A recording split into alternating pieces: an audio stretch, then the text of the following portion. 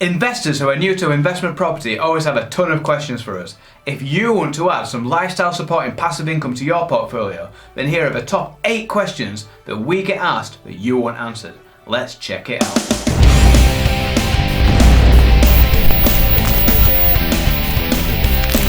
Welcome to Unshackled.com, the investment channel that sets you and your finances free. I'm Andy, this is Ben, and if you like what we say, hit the like button, click subscribe, and check out some of the offers in the description below. Let's get into it.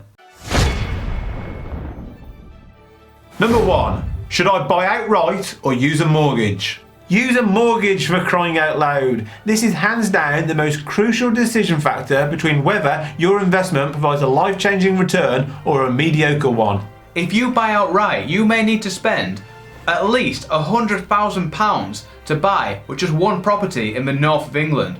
Whereas, if you used mortgages, you could buy around 4 properties for the same money. In terms of month-on-month profits, you will have to pay some mortgage interest, but your revenues will be 4 times higher. Amazing! In most circumstances, using a mortgage is the obvious thing to do. The rest of the market is already doing it, so it is factored into rental prices. And who can really afford to spend over £100,000 on just one undiversified asset?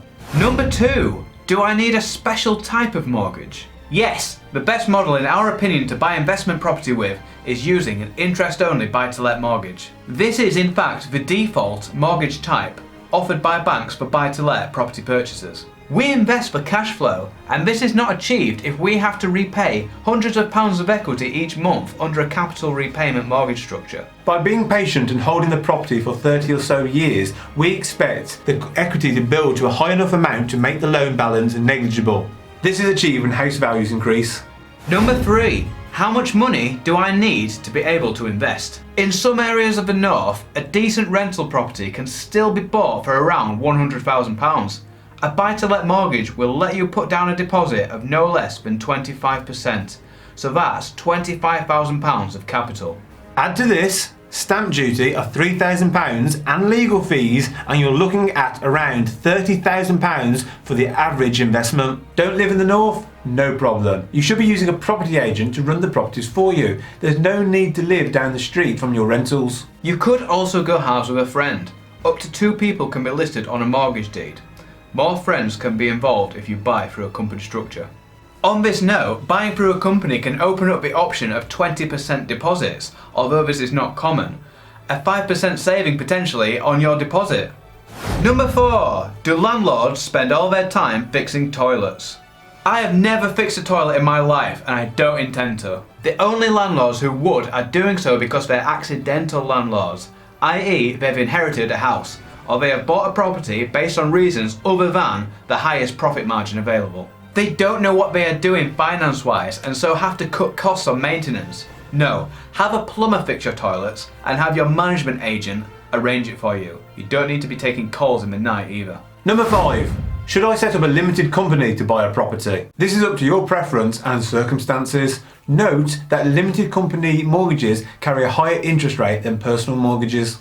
But limited companies are a way to protect your wallet from the tax man, and you pay tax at the corporation tax rate, currently 19%, which is cheaper than paying income tax, which you'd pay if it was owned in your own name. But you'd also have to pay dividend tax when you take profits out of your company. Whichever method you choose, don't plan to change it at a later date, as you'll incur stamp duty and legal fees to do so. Make your choice now and stick with it. Number 6. What if interest rates go up? If interest rates were to go up, then your mortgage costs would also go up, causing your profit to go down. But the same would apply to all landlords across the country. Would they all continue to accept the hit to profits? Of course not. They would all raise their rents at the first opportunity, out of necessity, and so could you. The Bank of England knows this, and they know that by raising interest rates, most of the additional cost will inevitably be passed on not to the landlords, but to the tenants. So, they are reluctant to raise interest rates significantly unless it is done over the long term to allow rents to rise gradually. As always, there is a risk that an investment will lose money, and interest rates are one of the biggest risks for property investors. Only invest what you can afford to lose. Number 7. Do tenants have all the power now? In June 2019, a new law was passed that meant that tenants no longer have to pay agent fees, This cost will now be picked up between the agent and the landlord, so factor this into your profitability calculations when you're assessing a new investment. It is the latest in a string of new laws that give tenants more rights. What this really means is you need to be aware of the rules now more than ever, and extra careful not to fall into any traps by accident.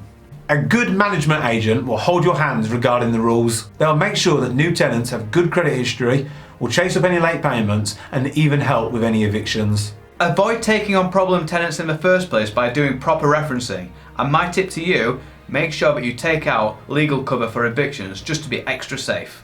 Number 8. What are the scary new tax changes? We always get asked about the tax changes to mortgage interest. It's something that seems to strike fear into the hearts of wannabe investors. But you may not need to worry about this one. If you are a basic rate taxpayer, the impact is negligible. The main effect for basic rate taxpayers is that your taxable income is increased by the amount of the mortgage interest, meaning that you could be pushed up into a higher tax bracket. But this will only affect the extra marginal amount, not your whole tax bill. Two solutions to this as a high rate taxpayer is to either buy through the name of a spouse who is a basic rate taxpayer, or to buy your properties through a company structure. Question of the day. What other questions do you have about property investing? Let us know in the comment section. Thanks for watching! On this channel we talk a lot about personal finance, investing and all things money. And if you want to see more great content, please click the subscribe button below. This is moneyunshackled.com. See you next time.